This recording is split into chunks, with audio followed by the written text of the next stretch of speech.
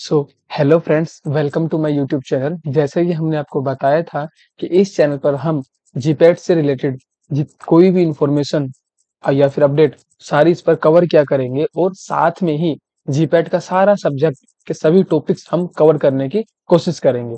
ठीक है, तो आज से हम अपना पहला टॉपिक स्टार्ट करने जा रहे हैं जो कि है जनरल फार्माकोलॉजी। ओके, सो इसमें हम आपको ब्रीफली फार्माकोलॉजी के बारे में थोड़ा सा बताने की कोशिश करेंगे। ठीक है, सो वो स्टार्ट करने से पहले मैं चाह रहा था कि आप लोगों को थोड़ा सा सब्जेक्ट वाइज मार्क्स कंट्रीब्यूशन थोड़ा सा बता देता हूँ। ओके, तो जो मार्क्स कंट्रीब्यूशन है ये आपका एग्जैक्ट नहीं है लेकिन फिर भी अप्रोक्स है ना।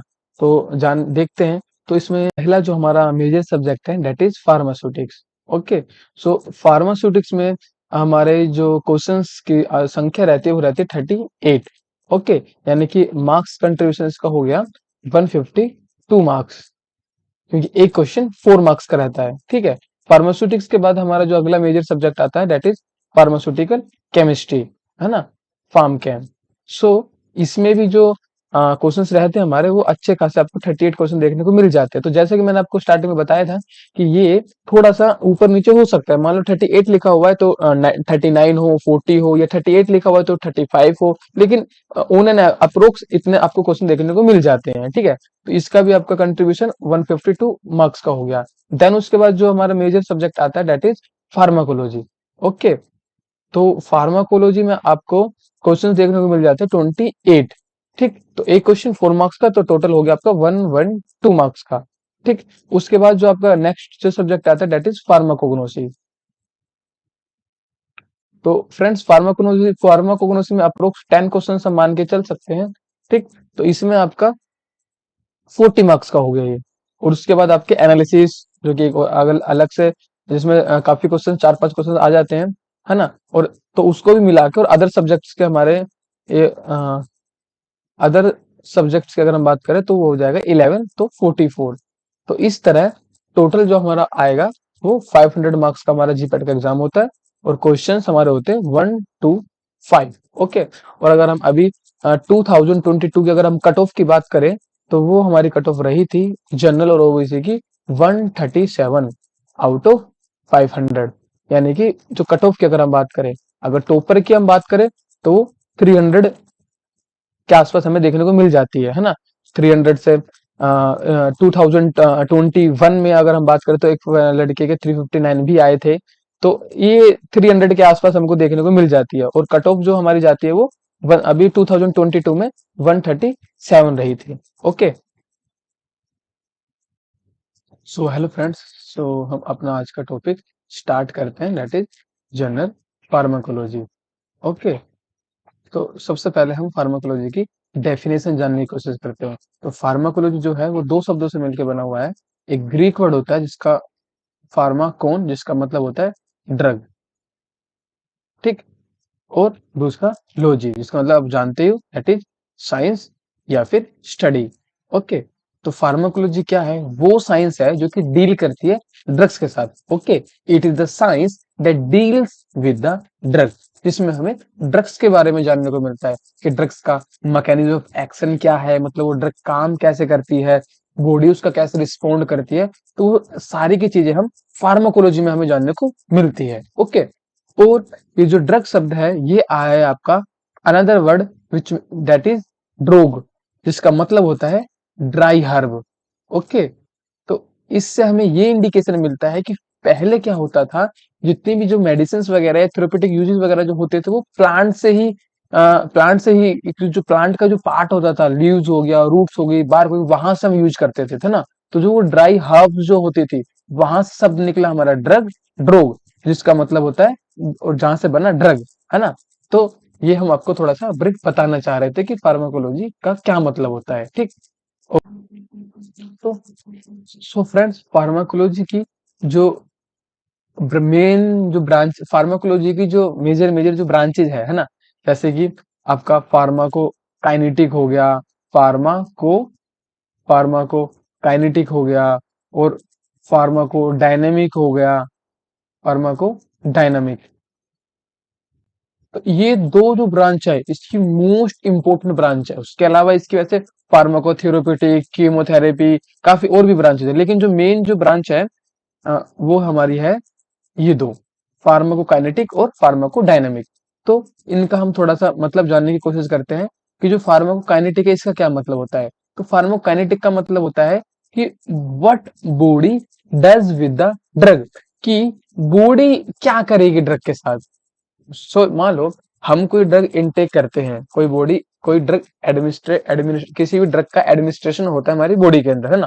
उसके बाद बॉडी क्या रिस्पोंड करती है, बॉडी का क्या एक्शन रहता है, बॉडी के अंदर ड्रग की क्या मूवमेंट रहती है, तो वो सारी चीजें हम अपना इसमें फार्माको काइनेटिक में देखने को हमें सारी चीजें हमें मिलती है। ओके, तो काइनेटिक में जो मेन जो प्रोसेस होते हैं जो कि बॉडी ड्रग के साथ करती है, वो कौन कौन से होते हैं? चार प्रोसेस होते हैं: एब्जॉर्प्शन, डिस्ट्रीब्यूशन, मेटाबॉलिज्म और एक्सक्रीशन। इनके बारे में भी हम थोड़ा थोड़ा ब्रीफ में जानने की कोशिश करेंगे, बट उससे पहले एक बार देख लेते हैं what do you mean by pharmaco dynamic. अब डायनामिक का क्या मतलब है? काइनेटिक का हमने देख लिया कि भाई बॉडी क्या करेगी ड्रग के साथ, तो उसके बाद आता है फार्माको डायनामिक। तो फार्माको डायनामिक में इसमें क्या रहता है कि ड्रग क्या करती है बॉडी के साथ, यानी कि what drug does with the body, body का क्या एक्शन होता है, उसका क्या साइड इफेक्ट है, क्या अदर उसके हमें इफेक्ट देखने को मिलते हैं, क्या एक्शन है, मैकेनिज्म ऑफ एक्शन क्या है ना। तो ये दो चीजें हमारी मेजर ब्रांच है फार्माकोलॉजी की। तो जो ये दो ब्रांच है ना, फार्माकोकाइनेटिक और फार्माकोडायनामिक, इनके बारे में फर्स्ट टाइम बताने वाले जो साइंटिस्ट थे उनका नाम था ओसवाल्ड स्कीमबर्ग, स्कीमिड बर्ग। ओके, तो इनको फाउंडर ऑफ मॉडर्न फार्माकोलॉजी भी कहा जाता है, founder of modern pharmacology. Okay, हाँ, तो हमारे जो साइंटिस्ट है ओसवाल्ड स्किमिडबर्ग, इन्होंने क्या किया था, इन्होंने क्लोरोफॉर्म की प्रेजेंस डिटेक्ट की थी, किसमें? ब्लड में, है ना। He is the first scientist who detect the presence of chloroform in the blood. अगर हम अभी की बात करें तो ब्लड में कुछ भी डिटेक्ट करना हमारे लिए इजी है ना। अगर किसी ने अल्कोहल टेक की थी, नहीं की थी इतने आवर से पहले पहले, तो हम बता सकते हैं टेस्ट के द्वारा, और भी काफी सारे कंपाउंड्स का प्रेजेंस हम बता सकते हैं। लेकिन फर्स्ट टाइम बताने वाले जो साइंटिस्ट थे वो थे ओसवाल्ड स्कीमिडबर्ग, है ना, जिन्होंने क्लोरोफॉर्म की प्रेजेंस बताई थी ब्लड के अंदर। और उसके बाद इन्होंने आगे चल के फार्माकोकाइनेटिक, ओके, और फार्माको डायनामिक जैसे मेजर कंसेप्ट, मेजर ब्रांच भी दी थी फार्माकोलॉजी के। तो इसलिए इनको क्या कहा जाता है? Founder of modern pharmacology, founder of modern pharmacology. Okay, so friends, सबसे पहले जानने की कोशिश करते हैं अपने फार्माको फार्माकोकाइनेटिक के बारे में। तो फार्माकोकाइनेटिक जैसे कि मैंने बताया, इसका क्या मतलब होता है कि what body does with the drug, यानी कि बॉडी क्या करती है ड्रग के साथ, है ना। अगर ड्रग जब बॉडी में जाती है तो उसके साथ क्या क्या होता है जो कि बॉडी करती है, यानी कि उसकी क्या क्या मूवमेंट, कैसे कैसे मूवमेंट उसकी रहती है। तो उसमें हमें चार चीजें देखने को मिलती है।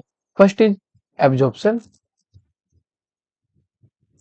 Second is distribution, third is metabolism, and last is excretion.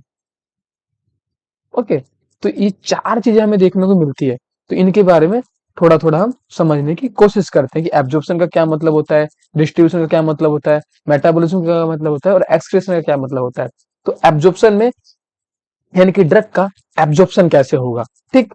Absorption होने के बाद अब वो कैसे कैसे डिस्ट्रीब्यूट होगी थ्रू आउट बॉडी में, यानी कि जहां उसे अपना एक्शन परफॉर्म करना है। यानी कि मान लो कहीं चोट में लगी है, तो उसके कहीं हमें घाव हुआ है पैर में, तो उसके लिए हम कोई दवाई लेते हैं, घाव पैर में हुआ है, दवाई हम मुंह से इनटेक करते हैं। तो कैसे हमारी जो ड्रग है उस स्टेट ऑफ एक्शन, है ना, जहां पे उसे अपना साइट ऑफ एक्शन, जहां पे उसे अपना एक्शन परफॉर्म करने वहां तक पहुंचती है, तो सब डिस्ट्रीब्यूशन के थ्रू हो पाता है ना। उसके बाद मेटाबॉलिज्म, है ना। अब कोई भी कंपाउंड फॉरेन कोई भी हमारे बॉडी के अंदर गया है तो उसका मेटाबॉलिज्म होना जरूरी है और होगा ही होगा। उसके बाद जाकर उसका एक्सक्रीशन होगा, समझे? तो पहले उसका मेटाबॉलिज्म होगा और मेटाबॉलिज्म होने के बाद उसका फाइनली हमारा एक्सक्रीशन होगा। ओके, तो ये चारों चीजें हम अभी थोड़ा सा डिटेल में जानने की कोशिश करते हैं। ओके, एब्जॉर्प्शन कि किसी भी ड्रग का एब्जॉर्प्शन जो है वो कैसे होता है ना? तो पहले हम आपको एक चीज क्लियर करना चाहते हैं कि हमारी जो ड्रग है वो लिपिड सोल्यूबल होनी चाहिए कि नॉन लिपिड होनी चाहिए। अगर उसको एब्जॉर्प्शन होना है ड्रग को तो लिपिड होनी चाहिए, वो नॉन लिपिड होनी चाहिए। लिपिड सोल्यूबल होनी चाहिए या फिर नॉन लिपिड या फिर वाटर सोल्यूबल होनी चाहिए वो। तो राइट आंसर इज कि वो लिपिड सोल्यूबल होनी चाहिए। क्यों?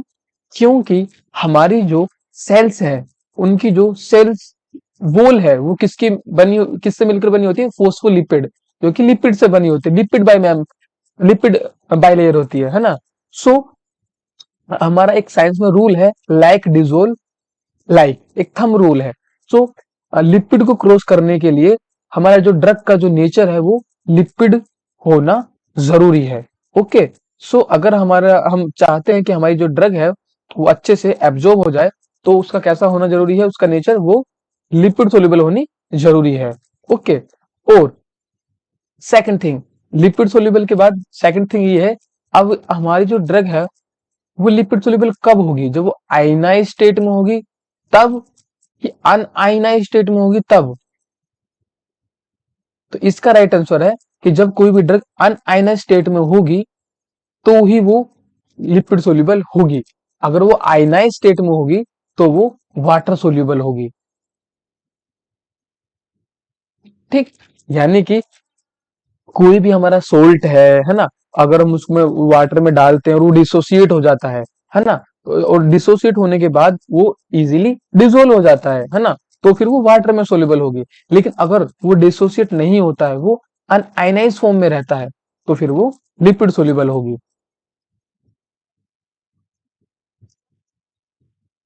ओके,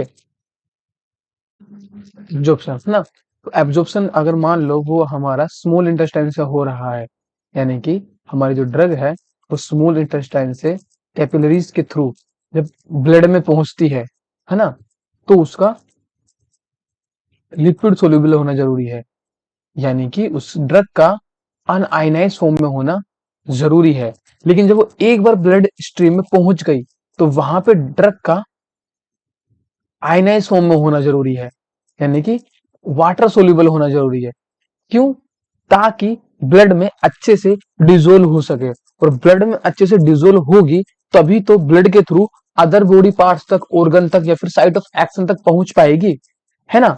तो अभी आपने इतना समझा, ये हमारी जो ड्रग है वो मोडेड होनी चाहिए, वाटर सोल्यूबल भी नहीं होनी चाहिए और लिपिड सोल्यूबल भी नहीं होनी चाहिए। उसका टाइम टाइम पे नीड होती है कि अभी ड्रग की जो रिक्वायरमेंट होगी वो लिपिड सोल्यूबल होगी, अभी वाटर सोल्यूबल होगी। तो वो सारी चीजें कौन देखता है?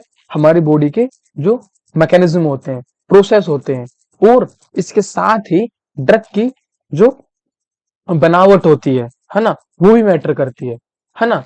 तो वो सारी चीजें मैटर करती है, ड्रग भी मैटर करती है और बॉडी का मैकेनिज्म भी मैटर करता है ना? देन उसके बाद आपका क्या रहता है? तो ये सारी चीजें इतनी हो गई। ओके, उसके बाद जो आपका आता है कि ड्रग कब अनआयनाइज होगी और कब आयनाइज होगी, तो वो भी एक चीज है।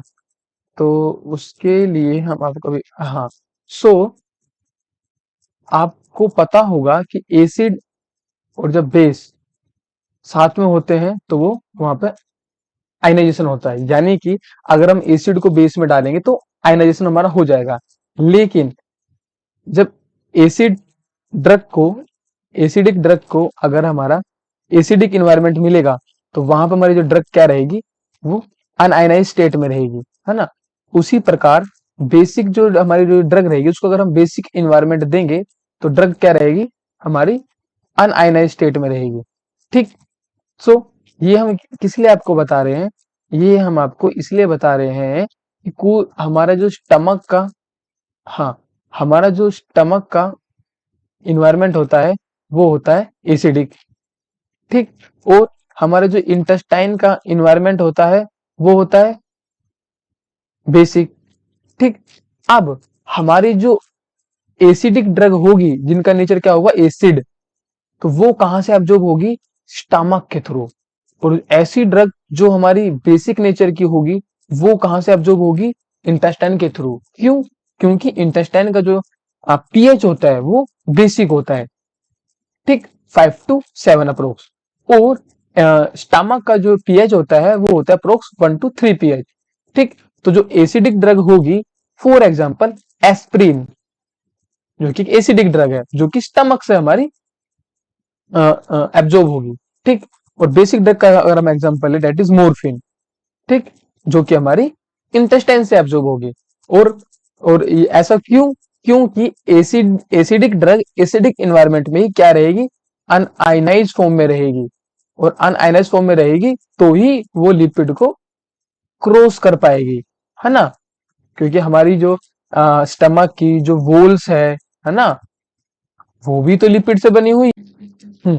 सो हमारे जो वोल स्टमक की वो भी तो लिपिड से बनी हुई है, ठीक। तो ये आपको क्लियर हुआ कि एसिडिक ड्रग जो है वो आपकी एसिडिक एनवायरनमेंट में ही चाहिए उसको एब्जॉर्ब होने के लिए, और बेसिक जो ड्रग्स है उसको बेसिक एनवायरनमेंट चाहिए एब्जॉर्ब होने के लिए। क्यों? क्योंकि एसिड एसिड में अनआयनाइज रहेगा और बेसिक ड्रग बेसिक एनवायरनमेंट में अनआयनाइज रहेगा, और वो अनआयनाइज रहेगा तो ही लिपिड को क्रॉस कर पाएगा। ओके, तो ये आपका हो गया एब्जॉर्प्शन का। उसके लिए हमें चाहिए कि हमारी जो ड्रग हो या तो वीक एसिड हो या फिर वीक बेस हो, क्योंकि वीक एसिड और वीक बेस ही हमारी समय समय पर आयनाइज और अनआयनाइज की तरह एक्ट कर पाएगी, ठीक। अदरवाइज स्ट्रॉन्ग अगर एसिड हुआ और स्ट्रॉन्ग बेस हुआ तो वो हमारा इतना जैसे बिहेव परफॉर्म नहीं कर पाएगा, इतना जैसे बॉडी में एब्जॉर्ब नहीं हो पाएगा। ओके, सो हम ये वीक एसिड की कुछ ड्रग्स के एग्जांपल देख लेते हैं और वीक बेस के देख लेते हैं। तो वीक एसिड में आपका आता है बार्बिचुरेट्स, ओके, और non steroidal anti inflammatory drugs, और मीथोट्रीजेट, ठीक। और आपका ये सल्फोनामाइड, ये ड्रग्स हैं जो आप अभी आगे जाके हम इनके बारे में डिटेल में पढ़ेंगे। और पेनिसिलिन, उसी प्रकार वीक बेस में आपकी रहेगी मोर्फिन, एट्रोपिन, देन एम्फिटामाइन। जो ऑप्शन में ही आपकी एक टर्म आती है, इसका मतलब होता है बायो अवेलेबिलिटी। तो आइए जानते हैं बायो अवेलेबिलिटी क्या होती है, यानी कि जैसे कुछ हम ड्रग्स के बारे में आगे जाके पढ़ेंगे कि इस ड्रग की 100% बायो अवेलेबिलिटी है, इसकी 80% है, 70% है, तो ये क्या होता है? बायो अवेलेबिलिटी का क्या मतलब होता है? सो बायो अवेलेबिलिटी का मतलब होता है fraction of fraction of administered drug in the systemic circulation. मतलब क्या? यानी कि एडमिनिस्ट्रेशन, एडमिनिस्ट्रेशन मतलब बॉडी का ड्रग का इनटेक करना बॉडी में, है ना। अब वो बॉडी में चली गई है, तो वो फ्रैक्शन, वो अमाउंट जो जिस ड्रग को हमने लिया है, जिस ड्रग को हमने एडमिनिस्ट्रेशन किया है, एडमिनिस्ट्रेट किया अपनी बॉडी में, उस ड्रग का वो फ्रैक्शन जो कि हमारे सिस्टेमिक सर्कुलेशन में प्रेजेंट है। सिस्टेमिक सर्कुलेशन मतलब ब्लड में प्रेजेंट है ना, जो कि ब्लड में प्रेजेंट है, तो वो कितना रहेगा, उसका कितना परसेंट रहेगा। अगर वो 100% अवेलेबल है तो हम उसको बोलेंगे भाई इसकी अवेलेबिलिटी जो है, बायो अवेलेबिलिटी जो है वो 100% है ना। अगर वो कम रहेगा तो हम बोलेंगे 80% है। तो बायो अवेलेबिलिटी वही रहता है कि भाई ब्लड में फाइनल फ्रैक्शन कितनी प्रेजेंट है ना। तो उसको हम बायो अवेलेबिलिटी बोलते हैं। तो अब आप सोचोगे कि ये क्या मतलब हुआ, अगर हम ड्रग ले रहे हैं, मान लो वो, मान लो हमने पैरासीटामोल ली, 500 mg की पैरासीटामोल ले ली, तो व्हाट यू थिंक, आप क्या सोचते हो कि 500 mg की जो आपने पैरासीटामोल ली है वो ब्लड में उतनी प्रेजेंट होगी? तो जवाब है नहीं। जो हमारी कोई भी टेबलेट जो होती है, ब्लड तक पहुंचने से पहले उसे और भी कई प्रोसेस के थ्रू गुजरना पड़ता है ना। जहां से क्या होता है, उसकी जो अमाउंट होती है, फ्रैक्शन जो होती है, धीरे धीरे धीरे धीरे कम होती रहती है, और फाइनली वो जितनी उसकी स्टार्टिंग में इनिशियल जो अमाउंट फ्रैक्शन होता है उतनी नहीं रहती। कुछ ड्रग हाफ हाफ अमाउंट पे पहुंचती है, कुछ 1/4 अमाउंट पे पहुंचती है, कुछ 100% पहुंचती है। तो ये हमारा सिनेरियो रहता है ना। अब वो कौन सी ड्रग होगी जिनकी बायोअवेलेबिलिटी 100% होगी? तो आंसर है आईवी, यानी कि इंट्रावीनस, यानी कि ऐसी ड्रग जिसको हम इंजेक्शन के थ्रू बॉडी में सीधा ब्लड में इंजेक्ट कर रहे हैं, है ना। तो अब उनको बॉडी के अदर जो प्रोसेस है वहां से गुजरना नहीं पड़ेगा, तो उनकी बायोअवेलेबिलिटी 100% रहेगी, है ना। सो अब हम जानते हैं कि वो कौन से प्रोसेस है आखिर जिनकी वजह से ड्रग की जो बायोअवेलेबिलिटी है वो हमारी घट जाती है ना। So wait for a minute. Okay, चलिए बेटा, ओके। हाँ, तो उसका नाम, उसका मतलब नाम है प्री सिस्टेमिक मेटाबॉलिज्म, या फिर दूसरे शब्दों में कहूं, फर्स्ट पास मेटाबॉलिज्म। ओके, सो अब जानते हैं ये फर्स्ट पास मेटाबॉलिज्म या फिर प्री सिस्टमिक मेटाबॉलिज्म होता क्या है। यानी कि मैंने आपको स्टार्टिंग में बताया था कि सबसे पहले हमारा क्या होता है, सबसे पहले हमारा एब्जॉर्प्शन होता है, फिर डिस्ट्रीब्यूशन होता है, फिर मेटाबॉलिज्म होता है, और फिर एक्सक्रीशन होता है। तो मेटाबॉलिज्म तो वो जो मेटाबॉलिज्म थर्ड नंबर पे आ रहा है ना, तो एब्जॉर्प्शन में कौन सा मेटाबॉलिज्म आ रहा है ना। तो इसीलिए इसको बोलते हैं फर्स्ट पास मेटाबॉलिज्म या फिर प्री सिस्टेमिक मेटाबॉलिज्म, यानी कि सिस्टेमिक, यानी कि ब्लड में पहुंचने से पहले भी एक बार मेटाबॉलिज्म ड्रग का होता है ना। जिस किसके किसके थ्रू होता है, लीवर के थ्रू होता है, तो हम उसके बारे में जानने की कोशिश करते हैं। ठीक है। सो हाँ, तो होता क्या है कि कोई भी ड्रग या फॉरेन पार्टिकल या एनीथिंग हम बॉडी में इनटेक करते हैं, तो वो लीवर के पास पहुंचता है। लीवर ये देखता है कि ये बॉडी के लिए हार्मफुल तो नहीं, खतरनाक तो नहीं, है ना। तो वो चीज को डिटेक्ट करने के लिए हमारी कोई भी जो ड्रग होगी सबसे पहले लीवर के पास पहुंचेगी, और लीवर उसमें कुछ ग्रुप को या तो ऐड कर देगा या फिर रिमूव कर देगा, ताकि बॉडी के लिए कुछ हार्मफुल, कुछ डेंजरस ना हो ये, है ना, डेंजरस ना हो बॉडी के लिए, है ना। तो मोस्ट ऑफ द जो आपकी जो मोस्ट ऑफ द जो ड्रग होती है, मोस्ट ऑफ द जो ड्रग जो होती है वो कैसी हो जाती है, इनएक्टिव हो जाती है, इनएक्टिव हो जाती है ना। और कुछ ड्रग्स होती है जिनको हम बोलते हैं प्रो ड्रग, वो कैसी हो जाती है, एक्टिव हो जाती है। यानी कि ये प्रोडक्ट क्या होती है, ये इनएक्टिव कंपाउंड होते हैं। क्या होते हैं, इनएक्टिव कंपाउंड होते हैं जिनको हम प्रोड्रग बोलते हैं, जो कि लीवर में जाने के बाद ही एक्टिव हो पाते हैं। और ये हो गया हमारी सेकंड। तो मोस्ट ऑफ द ड्रग क्या होगा, वो हमारी इनएक्टिविटी होती है, यानी कि फिर वो मतलब 100% ड्रग ली, यहाँ पे आई, लीवर के पास आई, और मान लो 50% वो लीवर ने उसको रिमूव कर दिया, डैमेज कर दिया, हटा दिया, है ना। तो वो वेस्ट हो गई एक तरह से। तो मोस्ट ऑफ द ड्रग क्या होती है, इनएक्टिवेट हो जाती है, इनएक्टिव हो जाती है। प्रोडक्ट जो होती है वो एक्टिव हो जाती है। और तीसरी हमारी आती है ऐसे एक्टिव कंपाउंड जो कि एक्टिव मेटाबोलाइट देते हैं हमें। मेटाबोलाइट क्या होता है हमारा, वेस्ट होता है जो कि एक्सक्रीट होने वाला होता है।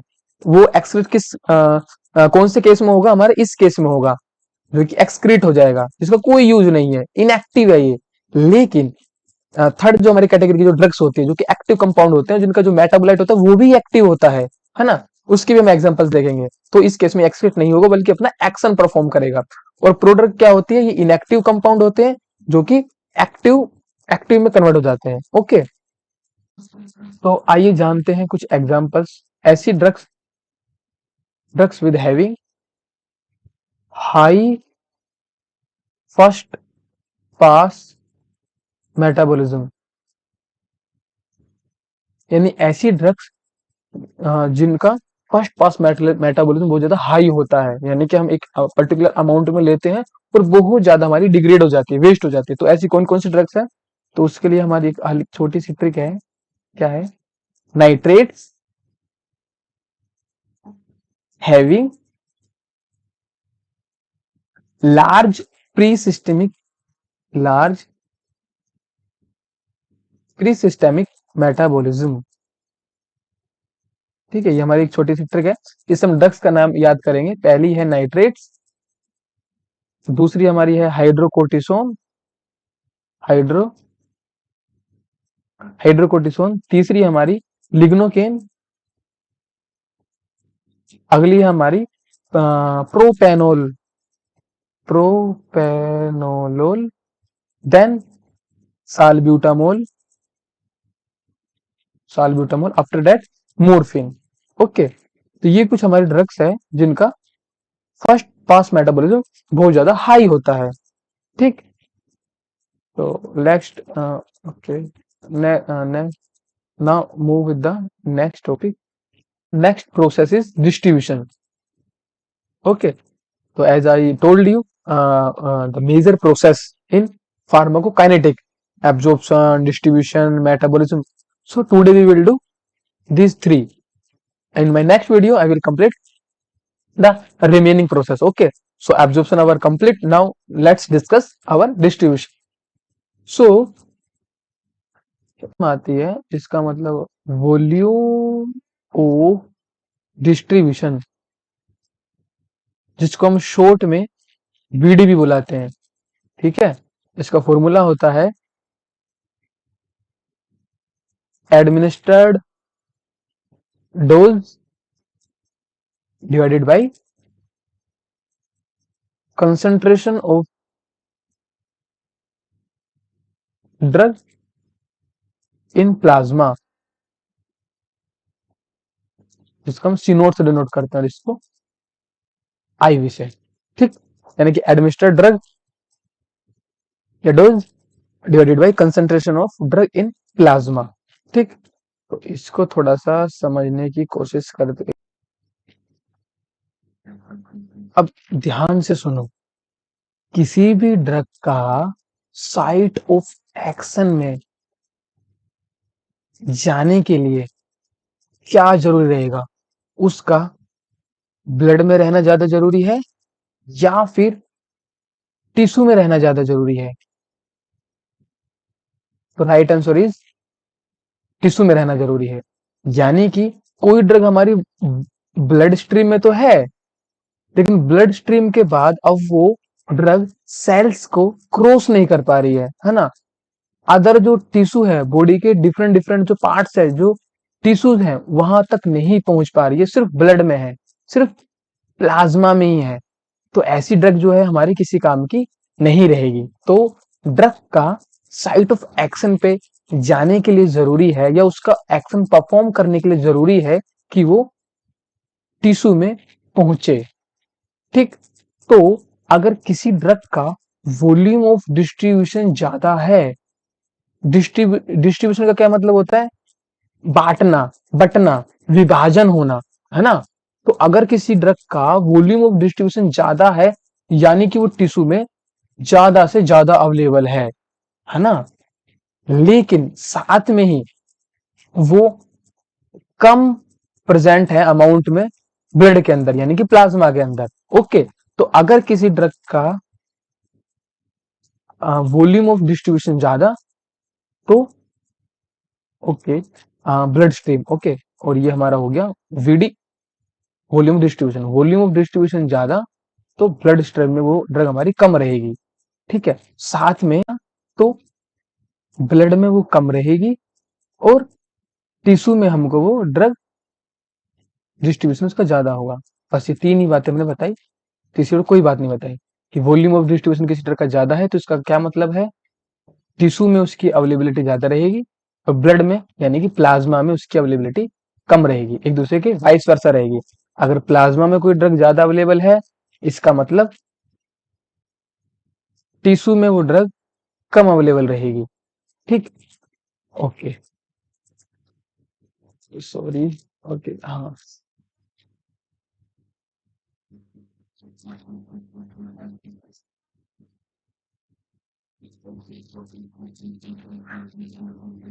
हम्म, तो उसके बाद एक और कंसेप्ट जानने की कोशिश करते हैं कि अगर वीडी हमारा किसी ड्रग का बहुत कम है,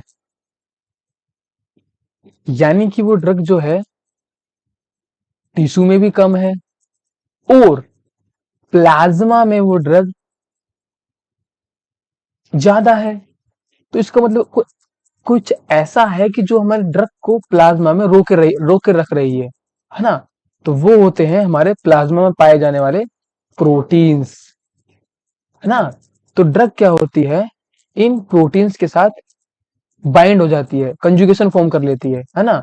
तो जब ये, और उस प्रोसेस को हम बोलते हैं P P B, plasma protein binding, PPB, plasma protein binding.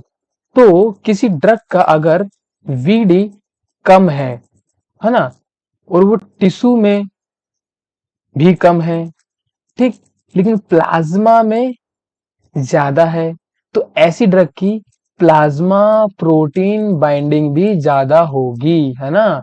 अगर ड्रग की प्लाज्मा प्रोटीन बाइंडिंग ज्यादा होगी तो प्लाज्मा में ज्यादा अवेलेबल होगी, टिश्यू में कम अवेलेबल होगी, और उसका वॉल्यूम ऑफ डिस्ट्रीब्यूशन भी कम रहेगा।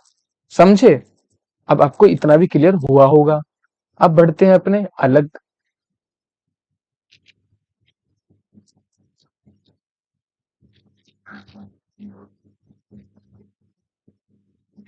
अलग कंसेप्ट की तरफ, है ना। सो वीडी अगर किसी ड्रग का कम है, यानी कि उसकी प्रोटीन प्लाज्मा प्लाज्मा प्रोटीन जो बाइंडिंग है वो ज्यादा है, तो चांसेस है वो ड्रग जो होगी हमारी लॉन्गर एक्टिंग वाली होगी, है ना। जैसे कि हमें जो कुछ ड्रग्स है वो कुछ कुछ अंतराल के बाद लेनी पड़ती है। आपको पता होगा कि पैरासीटामोल है, वो 6 घंटे के बाद हम फिर से ले सकते हैं, लेकिन कुछ ड्रग्स है नेक्स्ट डे पे लेनी पड़ती है। कुछ ऐसी भी ड्रग्स है जो महीने में एक बार लेनी पड़ती है ना। तो वो डिपेंड करता है कि हमारी ड्रग्स कैसी है। वो हमारी जो ड्रग है वो शॉर्टर एक्टिंग होगी या फिर लॉन्गर एक्टिंग होगी, है ना। तो ऐसी ड्रग्स जो कि प्रोटीन प्लाज्मा में पाए जाने वाले प्रोटीन के साथ बाइंड हो जाती है, जिसकी प्लाज्मा प्रोटीन बाइंडिंग हाई रहती है, तो वो देखा जाता है जनरली लॉन्गर एक्टिंग ही रहती है, क्योंकि धीरे धीरे अपना काम कर रही होती है। ठीक, ये एक कंसेप्ट हुआ। उसके बाद अगली जो चीज हम आपको बताने की कोशिश कर रहे हैं वो ये है कि अब जिन ड्रग्स का प्लाज्मा प्रोटीन यानी कि प्रोटीन के साथ जो बाइंड है, उन ड्रग का जो मेटाबॉलिज्म होगा वो भी रिड्यूस हो जाएगा, यानी कि वो स्लो हो जाएगा, रिड्यूस या फिर स्लो हो जाएगा, यानी कि वॉल्यूम ऑफ डिस्ट्रीब्यूशन कम किसी ड्रग का, प्लाज्मा प्रोटीन बाइंडिंग हाई, तो उसका जो मेटाबॉलिज्म है वो स्लो या फिर रिड्यूस हो जाएगा। ठीक है, ये कंसेप्ट। उसके बाद अगला टॉपिक पढ़ने की समझने की कोशिश करते हैं, जिसका मतलब होता है डायलिसिस। तो डायलिसिस क्या होता है? Removal of drug poisoning. ठीक, तो कई बार क्या होता है, कुछ ड्रग की जब पॉइजनिंग हो जाती है तो उस केसेस में हमें एक डायलिसिस करने की नीड होती है, डायलिसिस करने की जरूरत पड़ती है। तो इससे क्या होता है, वो जो ड्रग जो होती है हम उसको बॉडी से इजीली रिमूव कर देते हैं। लेकिन अगर हमारी किसी ड्रग की प्लाज्मा प्रोटीन बाइंडिंग हाई है तो उस केस में डायलिसिस करना पॉसिबल नहीं हो पाएगा। तो यहाँ पे हमें इसका मेजर डिसएडवांटेज देखने को मिलता है कि अगर पॉइजनिंग हो गई तो हम उसको डायलिसिस के थ्रू भी बॉडी से रिमूव नहीं कर पाएंगे। ठीक, तो अब यहाँ पे क्वेश्चन आता है बिग, कि डायलिसिस के लिए क्या जरूरी है। ये तो हमने देख लिया कि वो जो ड्रग है उसकी प्लाज्मा प्रोटीन बाइंडिंग कैसी होनी चाहिए, अगर हमें डायलिसिस करवाना है तो कम होनी चाहिए, ठीक, तभी वो उसका डायलिसिस हो पाएगा। और सेकंड बात क्या है, प्लाज्मा में उसकी कंसंट्रेशन हाई रहनी चाहिए, तभी उसका डायलिसिस हो सकता है, ठीक है। तो प्लाज्मा में अगर उसकी हाई रहनी चाहिए तो वॉल्यूम ऑफ डिस्ट्रीब्यूशन उसका लो रहना चाहिए, ठीक। तो ये आपको अलग से याद कर लेना है कि किसी भी ड्रग का वॉल्यूम ऑफ डिस्ट्रीब्यूशन अगर लो है यानी कि वो ड्रग प्लाज्मा में ज्यादा प्रेजेंट है, लेकिन साथ में प्लाज्मा प्रोटीन बाइंडिंग भी नहीं होनी चाहिए, तभी हम उसका डायलिसिस करवा सकते हैं। ओके, तो ये एक चीज हुई आपकी। तो अभी हम ऐसी ड्रग्स का एग्जांपल देखेंगे जिनका प्लाज्मा प्रोटीन बाइंडिंग जो कि हाई होती है बहुत ज्यादा, ठीक। वो हमारी सबसे पहले आती है बेंजो डाइजीपीन। ये हो गई हमारी एक तरह की ड्रग। तो इसके अंदर आती है पहले डाइजीपम,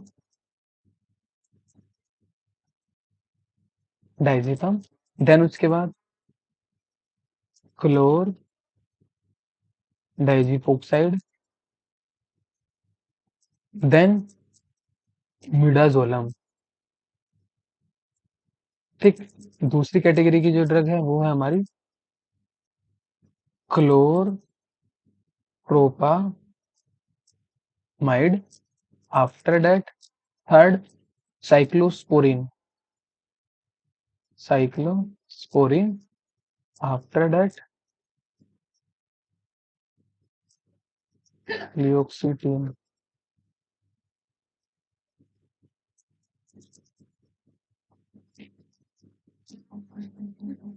एमी एमिप्रामाइड, और लास्ट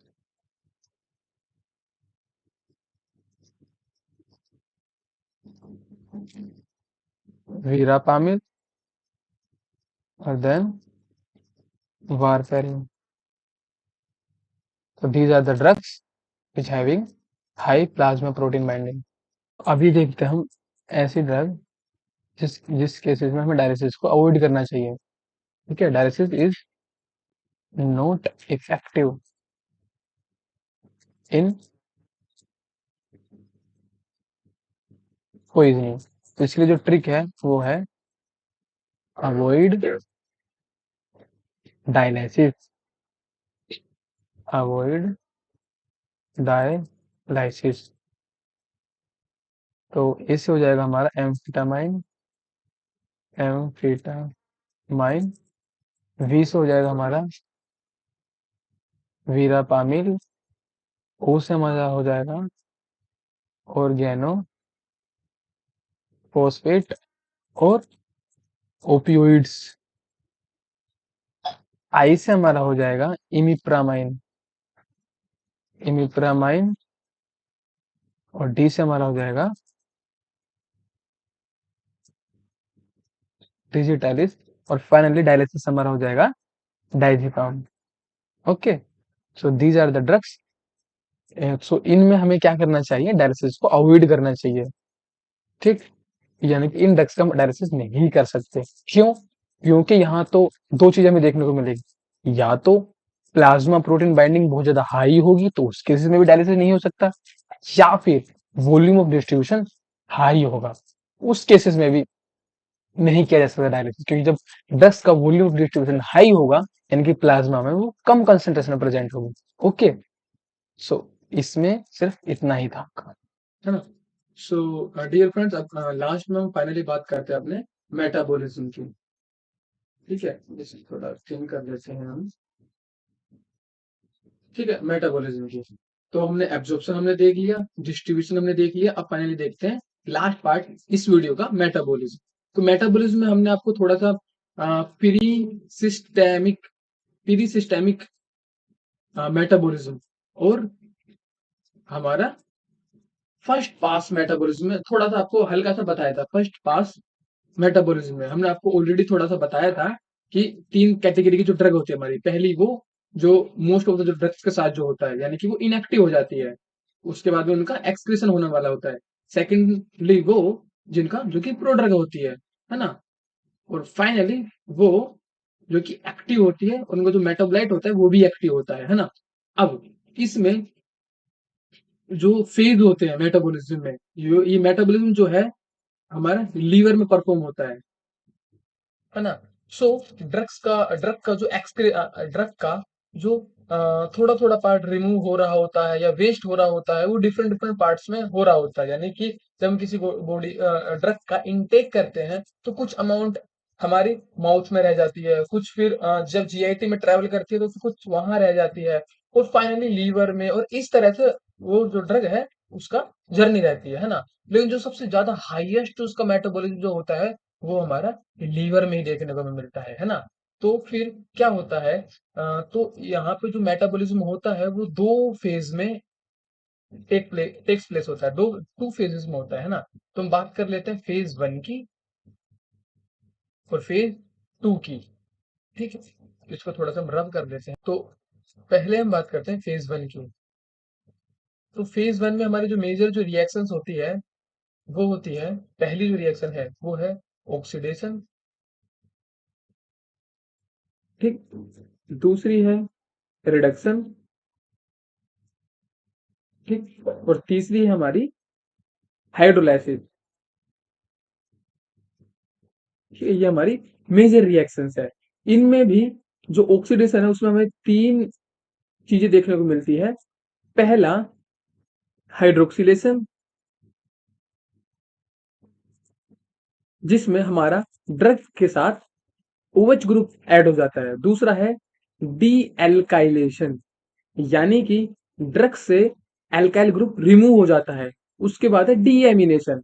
इस केस में क्या होगा, ड्रग से अमाइन ग्रुप जो होगा वो रिमूव होगा। तो समझे आप लोग, क्या समझे कि ड्रग के पास कोई भी जब बॉडी में हम कोई भी जब ड्रग लेते हैं तो पहले वो लीवर के पास पहुंचती है, और एब्जॉर्प्शन डिस्ट्रीब्यूशन के बाद भी फिर से लीवर में जाती है ना, फाइनली एक्सक्रीट होने के लिए। और फर्स्ट पास मेटाबॉलिज्म जो होता है एब्जॉर्प्शन के बाद तब भी लीवर में जाती है ना?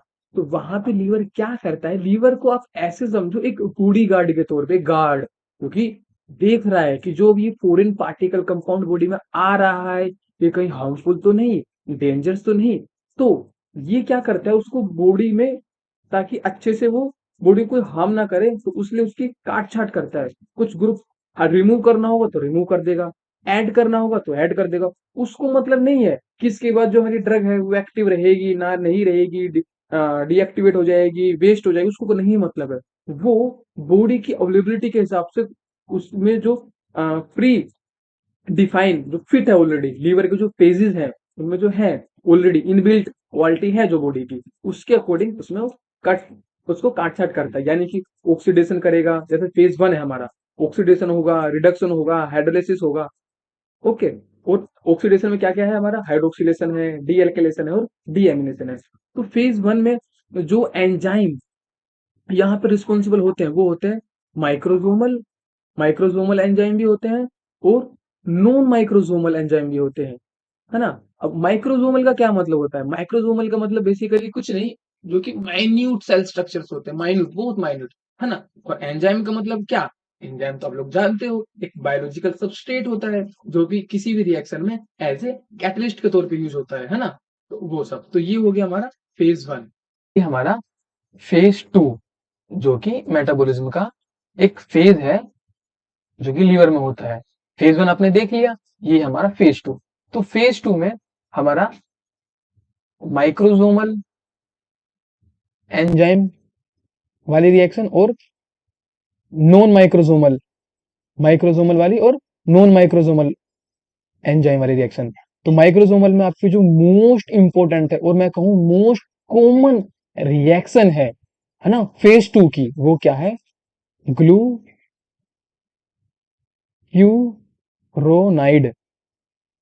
कंजुगेशन है, ठीक है? तो इसमें हमारा ग्लूक्यूरोनाइड ग्रुप जो है ड्रग के साथ ऐड हो जाता है ना।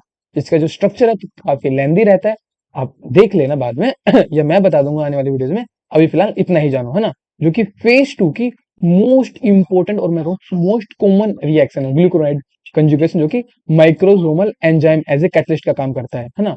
और नॉन माइक्रोसोमल में हमारी जो जिन रिएक्शंस को नॉन माइक्रोसोमल एंजाइम कंडक्ट कराता है ना, तो उसमें हमारी 4 रिएक्शन हमें देखने को मिलती है। पहली जो रहेगी वो रहेगी ग्लूटाथायोन ग्लूटाथायोन कंजुगेशन, जिसमें ग्लूटाथायोन ग्रुप ऐड हो जाता है। दूसरे में एसिटाइलेशन, जिसमें RCO एसिटाइल ग्रुप ऐड हो जाता है, एसिटाइलेशन। तीसरे पे हमारी आती है मिथाइलेशन, यानी कि मिथाइल ग्रुप ऐड हो जाता है। और फाइनली हमारा आता है सल्फेशन सल्फेशन, यानी कि सल्फर ग्रुप ऐड हो जाता है। ओके, सो ये हमारी सॉरी ये हमारी फेज 2 की, हाँ ये हमारी फेज 2 की रिएक्शंस थी। So dear friend dear friends, अब हम जानते हैं ऐसी ड्रग्स जो कि एंजाइम को इंड्यूस करती है और ऐसी ड्रग जो कि एंजाइम को इनिबिट करती है,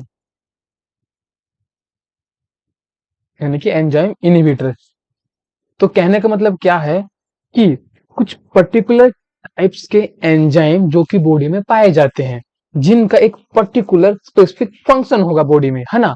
तो जब हम इन ड्रग्स का इनटेक करते हैं तो ये ड्रग क्या करती है, इन एंजाइम को आइदर इंड्यूस करेगी या फिर इनिबिट करेगी, है ना। जिसकी वजह से हमारा वो पर्टिकुलर जो फंक्शन होगा, जो एंजाइम परफॉर्म कर रहा होगा, वो अफेक्ट होगा। तो कुछ केसेस में हमें एंजाइम को इंड्यूस करने की जरूरत पड़ती है, कुछ केसेस में इनिबिट करने की जरूरत पड़ती है, और कुछ केसेस में ड्रग्स बनाए किसी और पर्पज के लिए थी, लेकिन जब उन्होंने उस एंजाइम को इंड्यूस कर दिया या फिर इनिबिट कर दिया तो उसका एक और एक्शन या तो हमें देखने को मिल गया, एक सेकेंडरी इफेक्ट देखने को मिल गया, या फिर अगर वो इफेक्ट जो है वो फेवरेबल नहीं है तो वो हमारा साइड इफेक्ट हो गया, है ना। तो अब हम कुछ ऐसी ड्रग्स के नाम देखेंगे जो कि एंजाइम को इंड्यूस करती है, और फिर कुछ ऐसे एंजाइम के नाम देखेंगे जो कि उन एंजाइम को इनिबिट करती है। ओके, तो एंजाइम इनिबिट इंड्यूसर्स अगर हम अगर जो बात करें तो वो उसके जो ट्रिक है हमारी वो है GPRS सेल फोन, है ना। तो जी से हो जाएगा ग्राइस क्राइस फुलविन, पी से हो जाएगा पेनिटोइन, आर से हो जाएगा राइफाम्पिसिन, एस से हो जाएगा स्मोकिंग, यानी कि स्मोकिंग भी कुछ एंजाइम को इंड्यूस करती है। सेल से हो जाएगा कार्बाजीपिन, कौन से हो जाएगा फिनोबार्बिटोन फिनोबार्बिटोन। ऐसी एंजाइम इनहिबिटर वाले जो है उसके लिए ट्रिक हमारी जो रहेगी वो रहेगी vitamin K can not cause enzyme inhibition.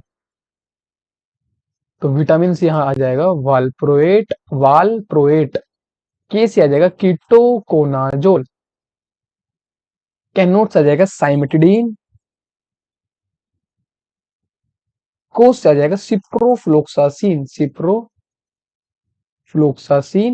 Enzyme से आ जाएगा एरिथ्रोमाइसिन। फाइनली इनहिबिशन से यहाँ पर आ जाएगा INH, आइसोनियाजिड। एक टीबी की ड्रग है, ठीक है।